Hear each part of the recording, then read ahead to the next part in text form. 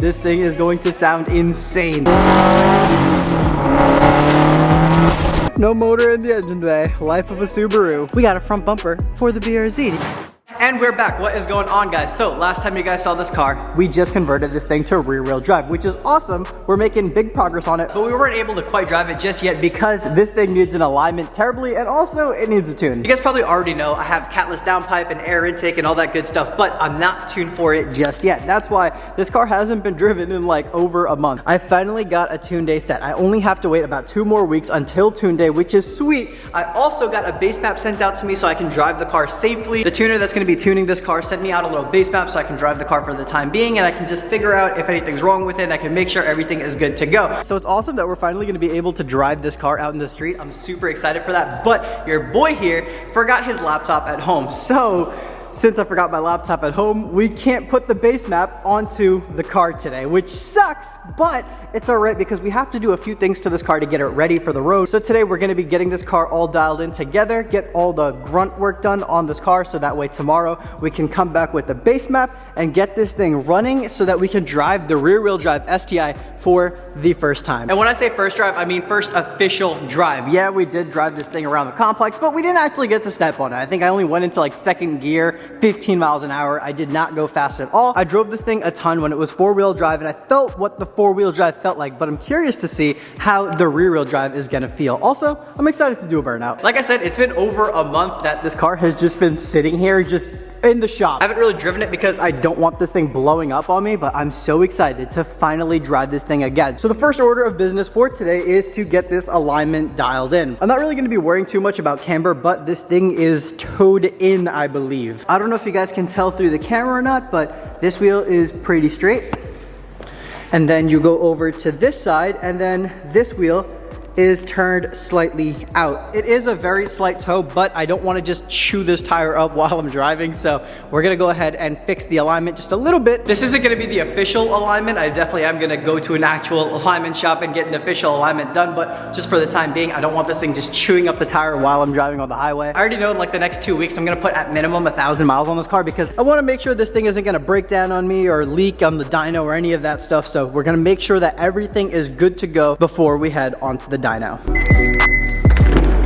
Fingers crossed we have enough juice to start. Oh, first try, baby.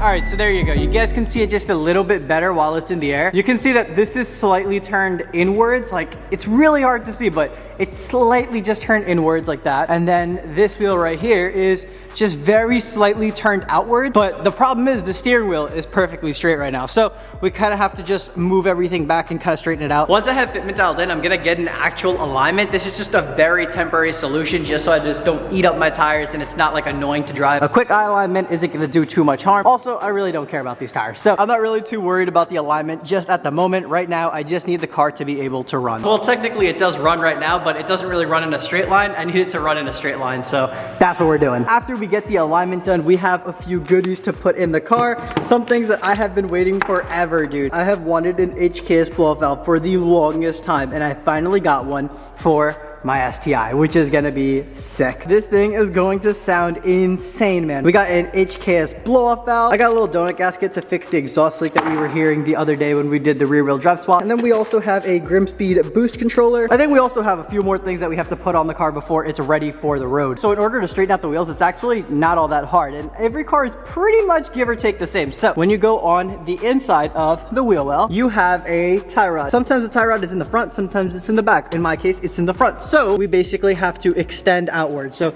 in order to straighten it out, we have to extend it so it pushes the front just a little bit out. And then on this side, we actually have to do the opposite. We have to pull it inward to bring the front of it in. So that's gonna straighten out our toe. This side is gonna go in, that side is gonna go a little bit out. These things are almost always crusty. I adjusted the toe on this before just to straighten it up with that wheel because we had insane toe outward. I just wanted to straighten out one wheel just so it was kind of straight. Now I just have to go back and kind of fix it. I got my good old trusty blowtorch, so just go ahead, hit it with the blowtorch for like a minute, just loosen up all the metals, because I'm telling you guys, these things are almost always just rust welded together. This side has been opened up already, and you guys can see how crusty it is. And then look at this side that I never touched. Look at that, dude. That is so crusty.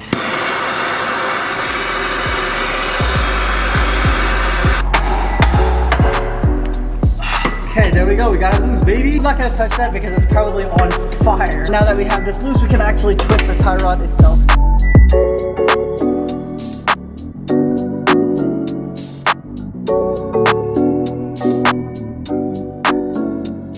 I'm taking a chance. Hopefully it drives semi-straight. I'm not really too worried about it. Whatever. Let's move on to the exhaust. So right here we have the downpipe running, and then after the downpipe we have the entire catback. Now, if you guys look, these bolts are really, really tight. But for some reason, I have a gasket in there, but for some reason, if you look underneath, there is like a little gap. I don't know if you guys can see, but on top there's a gap too. So it's just really weird that I have both sides extremely tight, like as tight as they could possibly go, yet we still have a gap in the exhaust. So the gap right here is causing an exhaust leak, and I'm actually curious as to why there is an exhaust leak like this. Both of those are at least like semi-good brands, so it's kind of weird that the fitment of the exhausts is so off. But at the moment we have a flange gasket in there. I'm replacing that with a donut gasket. Let me take this out and show you guys the difference. But jeez, dude, what the hell? Look at that exhaust leak. Dude, that is bad. Oh. So here's the gasket that I just took out of the car. Now this is just a regular flange gasket. Like this is probably what you guys are used to seeing. This thing is literally brand new because we just put this in, but this is just a thin gasket meant to go between exhausts. And in theory, this should have worked. I don't know why there is an exhaust leak still, but this ended up not working. It wasn't thick enough. So I'm gonna be trying this out. This is a donut gasket. You guys can see on like one side, it kind of looks like a donut. That's why they call it a donut gasket. But on one side it's completely flat, on one side it's round. So it's kind of meant to like go inside the exhaust. So I'm really hoping that this does the trick. No, are these exhaust bolts not long enough? Oh, these exhaust bolts aren't long enough. No. Shit. Come on, man. Okay, so the donut gasket is a little too thick, and the bolts are not long enough. They're not coming out. They're not coming out on the other side. So I have to run to the auto parts store real quick and just get longer bolts so that we can close this exhaust up.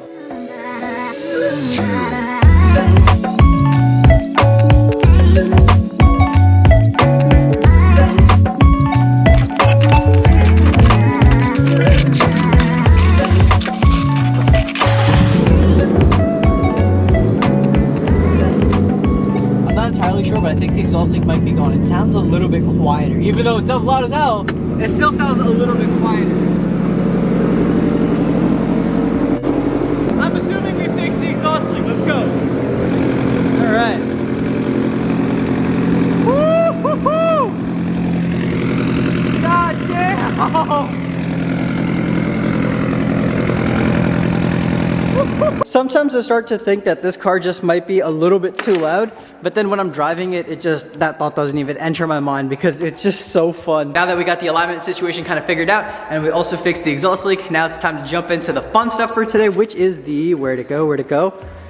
Blow-off valve. Here we go. We are installing my all-time favorite blow-off valve. I've never had an aftermarket blow-off valve before, and I've always wanted the HKS blow-off valve. I've always heard how these sound, and I've always wanted one, and I finally got my hands on one, and I'm so happy that I could put on the STI, dude. This thing is going to sound insane. If you guys have ever heard HKS blow-off valves, you guys know what I'm talking about. They just have this like unique and distinct sound to them, and they sound so good. For those of you who don't know what a blow-off valve is, basically it lets out excess turbo pressure that your car does not need. Now, if you don't have a blow-off valve, you get the sound that I had with my Skyline, which was the stu-tu-tu.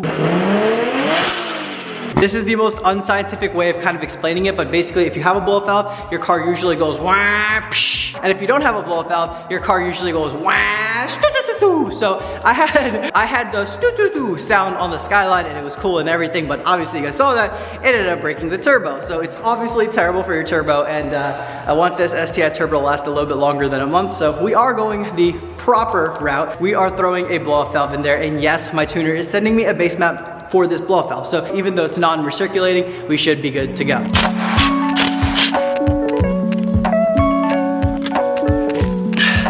Got it out of the recirculating. It's connected to the hose on the bottom, so that's basically what recirculates the air.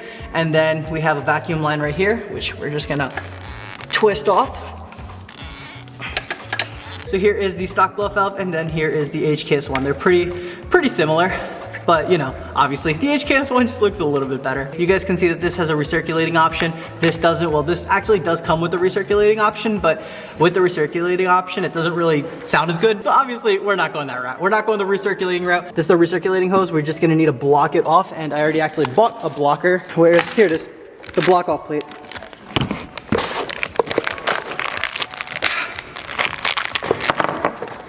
It's just a big piece of metal. Basically, you just plug this in to that hose and it cuts off the recirculation. Oh man, it's in a really tight spot. And that's what it's gonna look like. It's literally in the name. It's called a block off plate. All it does is just blocks off the hose.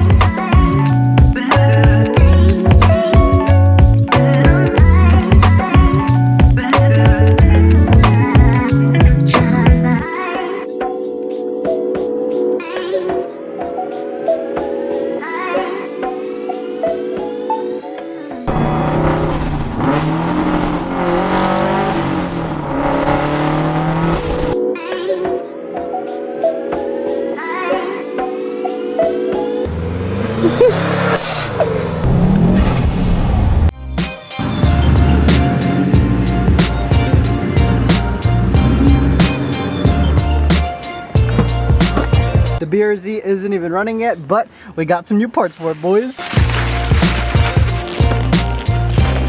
She's already getting car parts. I like how Amanda rolls.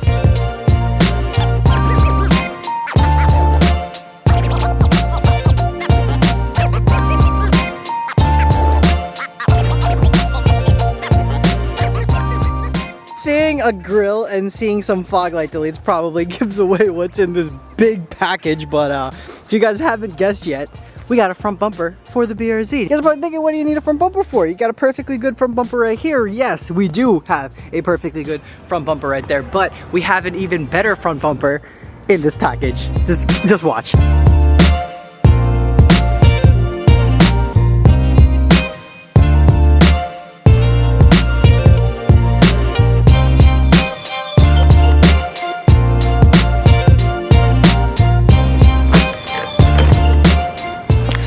That looks so sick. So if this bumper looks familiar, it should, because this is the same bumper that I had on my BRZ. So this is the facelifted bumper for the BRZ. This is a 2017 plus. So every BRZ after 2017 had this bumper. This bumper looks so freaking good, bro. We got this bumper straight from Subaru. It's still in the primer black. So me and Amanda are both rocking the gray car primer bumper gang. I got the same thing going on with my STI. But dude, this bumper looks so sweet. Let me put the grills in. I think you'll get a better look of it that way. I'm actually like really jealous of Amanda now because I never got to do the fog light delete. I always just ran my stock fog lights, and fog light delete just, oh my, instantly just nut. Oh wow, this looks really good, man. Like I said, this is the 2017 updated front bumper. We got it straight from Subaru. And then the fog light deletes are actually, I believe, BRZ TS. So they're OEM, but OEM plus. And then this is the OEM grill. So we went super OEM. The 2017 bumper is not really too different from the 2013 bumper. It's just a little bit more aggressive. So you guys can see that the bottom lip right here, there's a little bit more detail going on over here rather than over here. You also got a little bit more detail going on in the fog light area, and you can see the 2013 over there, not as much detail. To be honest, we might have actually been able to just use that stock grill, but I mean, we have a brand new bumper, so might as well put a brand new grill in. A lot of people do switch over the badges, but I think we're just gonna do a badge delete, so we'll just put some body filler over this, make it all nice and smooth so that it looks like there was never even a badge there. Unfortunately, we are gonna be getting rid of the DRL, which I know a lot of people like, but you know what? This bumper just looks so good, it doesn't even need a DRL. No motor in the engine bay, life of a Subaru.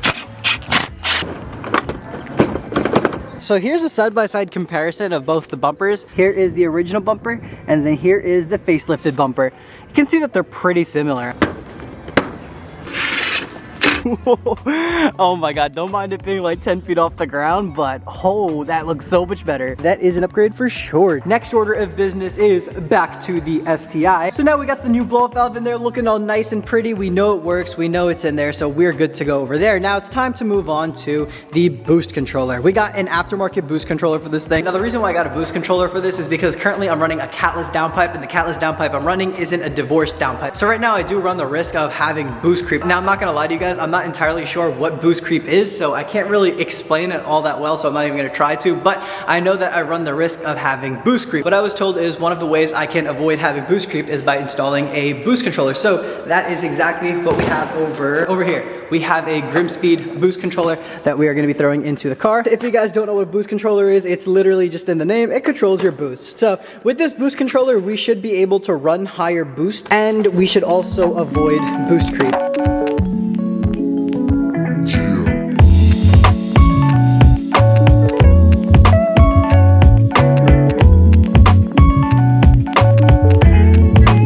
If you guys plan on doing this, make sure you have small hands because it's really hard to fit big hands in this little tiny space, but we do have the boost controller in, as you guys can see, the little Grimspeed right there. It's numbered, so it makes it super simple. Hose number 1 is connected to the intake, hose number 2 is connected to the wastegate, and hose number 3 is connected to the turbo. All these are connected, and there's zip tied so it doesn't fly off. I wish that I could like tuck this underneath so it would be like a little cleaner looking, but I really don't care much about the engine bay just because I didn't get to take it apart. I'll probably do like a rebuild or a refresh on this motor before it even blows up, and when I do a motor rebuild / refresh, I'll probably go ahead and clean out the engine bay. But right now, maybe we'll just cover up all the electronics and like wash it, but I don't really care about running the lines right now. I'll make the lines look all pretty when we pull the motor out of the car one day, but for right now, it is what it is. I'm just gonna leave the messy engine bay because it works. I have everything where it doesn't look pretty, but it works, and that's what I need right now. I just need a working car. But the boost controller is now officially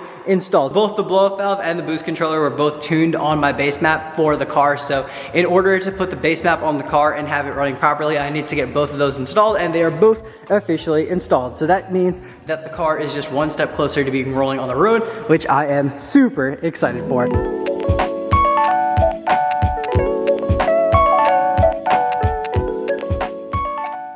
There is something in the interior that I really want to fix, and it's bothering me like crazy. You guys know me, I like a very clean interior. You guys can look at my interior and see that it's very clean, but there is one thing that is annoying the absolute living crap out of me, and that is my Airlift controller. I hate the fact that it's just like freelancing in my interior and there's just exposed wire all the way around. We got this zip tied over here, but I don't like this. Like, this is really bugging me out. So I've tucked the wires in today and figured something out with this controller, because we're not doing this. This is not gonna work.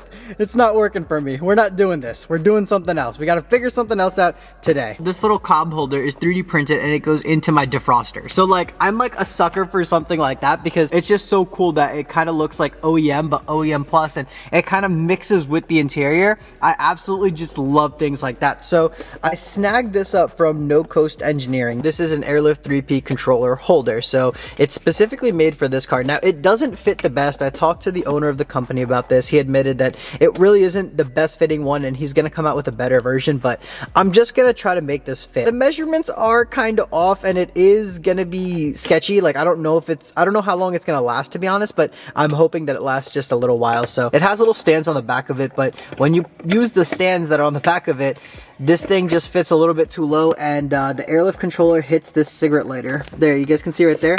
The Airlift controller hits the cigarette lighter and it's not able to sit flush. Now, what I'm thinking is I can give it a shot. I don't know if it's gonna work, but if I just pull the whole 3D printed piece up a little bit, I can keep it away from the cigarette lighter, but I don't know if over time me pressing the buttons is just gonna just push in the whole 3D printed thing. It all depends on how well this 3M tape holds up, to be honest, but I figured let's go ahead, give it a shot. I mean, if it works, it works. If it doesn't, it doesn't. It is what it is. A little update, I'm trying to run this wire behind like everything, so I took the whole center screen out and all that good stuff, and Amanda showed up. Say what's up. Hey.